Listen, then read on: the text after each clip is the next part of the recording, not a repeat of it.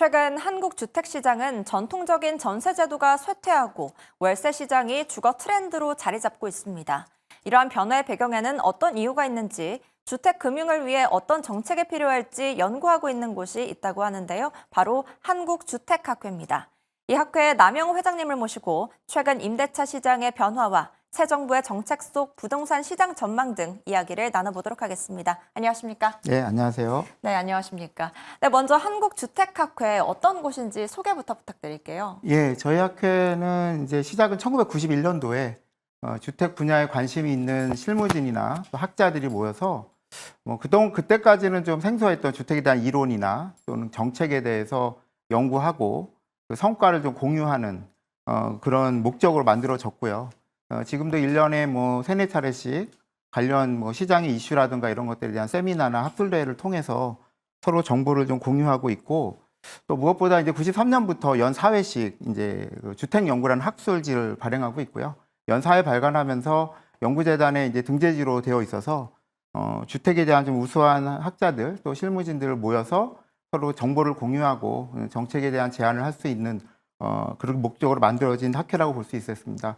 최근에는 이제 새로 젊은 학자들이 많이 들어오셔서 기존의 분야뿐만 아니라 AI나 빅데이터를 주택시장에 연결하는 그런 연구도 많이 활발하게 진행하고 있습니다. 네, 주택 정책의 방향성을 논의하고 또 짚어준다, 이렇게 생각하면 될 것 같습니다.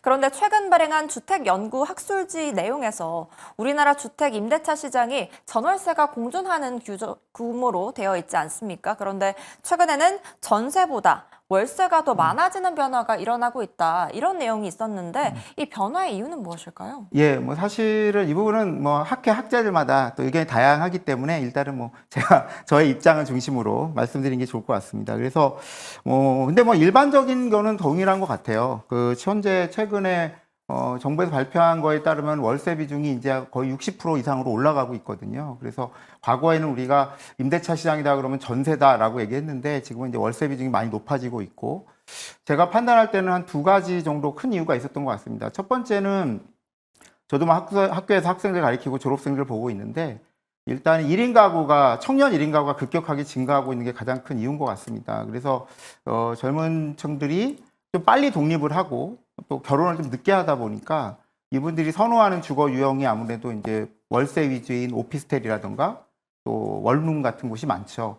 그러다 보니까 이제 전세보다는 이제 월세 시장이 좀 커지고 있는 게 있고요. 또 최근에 또 전세 사기 문제가 좀 크게 나타났기 때문에 전세 사기에 대한 부담감도 월세를 많이 증가시키는 요인이 되는 것 같습니다.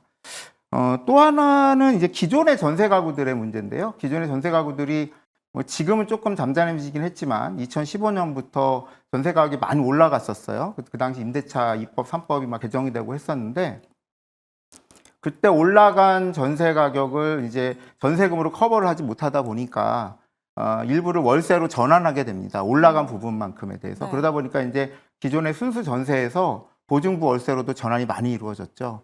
두 가지 이유가 결합이 되면서 우리 주택 시장에서 이제 월세에 대한 비중이 점점 증가하는 걸로 이렇게 볼 수 있겠습니다. 네, 서울 임대차 시장에서 월세로 수요가 몰리면서 전월세 가격도 많이 오르고 있는데 무주택자 입장에서는 굉장히 부담이 될 것 같습니다. 무주택자를 위한 시장 안정화 방안도 마련돼야 될 것 같은데 어떤 방안이 필요할까요? 예, 이 부분은 사실 정부에서 정책 발표할 때마다 정책에 많이 포함이 되는데요. 크게 이제 구분해 보면 법적으로는 잘 아시는 것처럼 주택임대차보호법 등을 개정하는 방법이 있고요. 그 외에도 이제 공급 측면에서는 이제 LH 등을 통한 공공임대주택 등을 공급을 확대하는 방안이 많이 이제 추진되고 있고, 한 10여 년 전부터는 주택 바우처라 그래서 직접적으로 월세 같은 것들을 지원해주는 방안도 있습니다. 그리고 마지막으로는 이제 가장 제가 볼 때는 중요하다고 생각하는 게 민간임대주택 부분이에요. 왜냐하면 아무리 공공에서 역할을 해준다고 해도 현재 민간 부분이 80% 이상이고, 우리나라의 임대차 시장에서 민간임대는 사실은 아직도 상당 부분이 집주인과 세입자, 그러니까 개인과 개인 간의 거래가 대부분입니다. 개인과 개인 간의 거래가 많다 보니까 정부에서 컨트롤하기도 어렵고 또 아무래도 사고의 위험도 있죠. 그래서 이 부분을 해결하기 위해서 사실은 정부에서는 예전부터 박근혜 정부 그 이후부터 민간 임대 사업자를 좀 양성을 해서 규모가 있는 임대사업자를 양성하고 그걸 기업형으로 좀 키워보자라는 정책을 많이 펴오고 있거든요. 뭐 이번 정부에서도 그 기조는 좀 유지가 되는 것 같습니다. 아직까지는 사실은 그 부분이 뭐 어떨 때는 특혜다라고 해서 잘 안 된 부분도 있는데 장기적으로는 뭐 장기간 임대를 하고 임대료를 또 장기간 올리지 않는 기업형 임대에 대해서 조금 인센티브를 주고 그쪽에 민간 임대 시장을 좀 키워줘야 장기적인 임대차 시장의 안정이 좀 되지 않을까 그렇게 생각을 합니다. 네, 또 무주택자 중에서도 실수요자 이 얘기를 한번 해보도록 하겠습니다. 특히 서울 집값을 살펴보면 요즘 급하게 상승하고 있습니다. 안 보고 계약한다는 말까지 나오고 있는데 이 7월 전 스트레스 DSR 규제 전까지만 이 흐름이 유지될 걸로 보시는지요? 뭐 사실은 그거는 제가 딱 잘라서 얘기하기는 좀 어려울 것 같아요. 사실은 지금의 폭등세도 많이 예측을 하진 못했거든요. 뭐 지금 급등하는 이유가 뭐 7월에 스트레스 DSR이라고 뭐 이렇게 딱 단정적으로 얘기하기도 어려운 상황이지만 다만 이제 그때가 되면은 아무래도 지금 같은 추세로 가면 하나의 그 턱은 생기는 거니까요. 어느 정도는 안정감이 갈 수 있을 것 같은데 제가 생각할 때는 그게 얼마나 지속될지가 좀 중요할 것 같습니다. 만약에 시장에서 수요의 압력이 지금 이제 강남 상구에서 이제 주변 지역까지 지금 압력이 좀 커지고 있는데 그 압력이 뭐 단순하게 DSR은 그 대출 상한을 제한하는 거기 때문에 대출과 관련 없는 유동성이 충분히 풀리게 되면 당연히 그거는 넘어설 수 있겠죠. 저보고 딱 어떨 거냐고 얘기를 뭐 찌푸라고 하긴 좀 어렵지만 단기적으로는 어느 정도 안정이 되겠지만 그거 하나만 가지고 시장이 뭐 다시 원상적으로 갈 거다라고 좀 기대하기는 어렵지 않을까 생각을 합니다.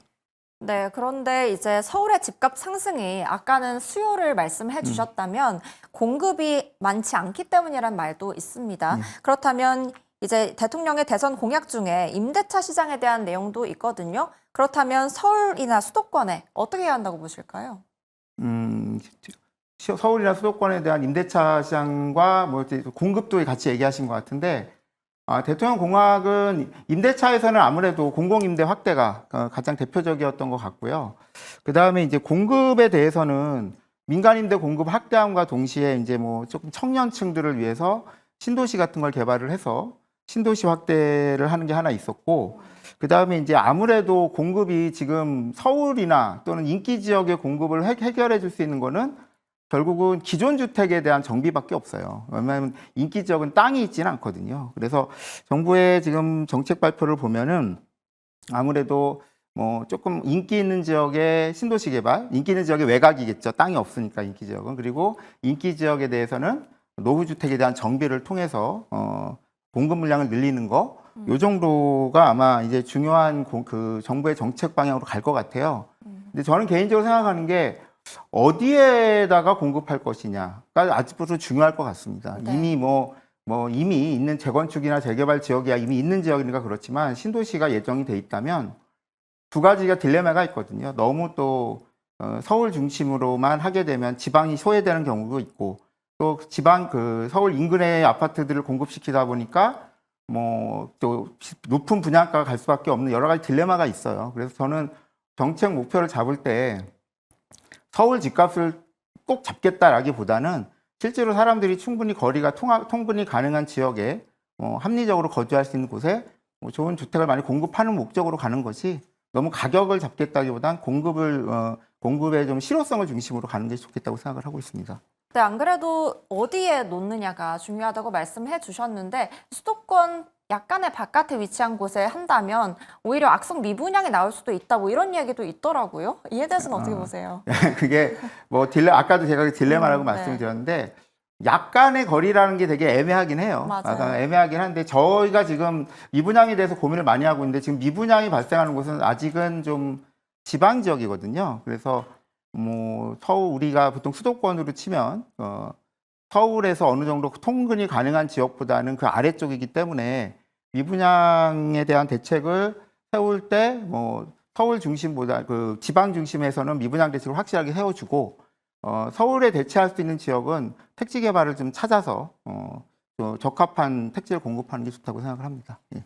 네, 그렇다면 아까 말씀해 주셨듯이 서울 대체할 수 있는 수도권에 약간 떨어진 좀 애매한 개념이지만 그 부분에 대해서는 말씀을 나눴고 이제 완전한 지방으로 가보면 이제 오히려 공급이 많아서 여기도 악성 미분양 문제가 많지 않습니까? 이거에 대해서는 또 어떻게 해결해야 된다고 보실까요? 그 부분은 이제 미분양 문제는 약간 그 PF랑 좀 연관이 있어요. 그래서 장기적으로 우리가 PF가 지금 장기적으로 미적체되어 있는데 그게 그 지방 미분양과 많이 물려 있습니다. 그래서 이 문제를 해결하지 않으면 지금 정부에서 새롭게 추진하는 사업을 하기가 어렵거든요. 그래서 지방에 대해서 일단은 지금 3단계 DSR이 예정이 돼 있는데 지방도 완화는 돼 있지만 아직 완전하게 풀려 있는 건 아니거든요. 그래서 3단계 DSR은 좀 큰 폭으로 좀 완화를 해줄 필요가 있을 것 같고요. 주로 이제 충청권 아래쪽에 있죠. 그리고 그 외에 이제 PF에 대해서는 예전에는 이제 상당히 적극적으로 부실 사업장에 대한 구조조정을 했었는데 요즘 그런 게 좀 장기간 미적체돼 있다 보니까 뭐 새로운 정부가 들어섰으니까 그 부분을 빨리 구조조정을 해서 사업이 일단 돌아가도록 만들어 주는 게 가장 중요한 요건이 될 것 같습니다. 네, 오늘 한국주택학회 회장님과 함께 이야기 나눠봤습니다. 오늘 말씀 감사합니다. 네, 감사합니다.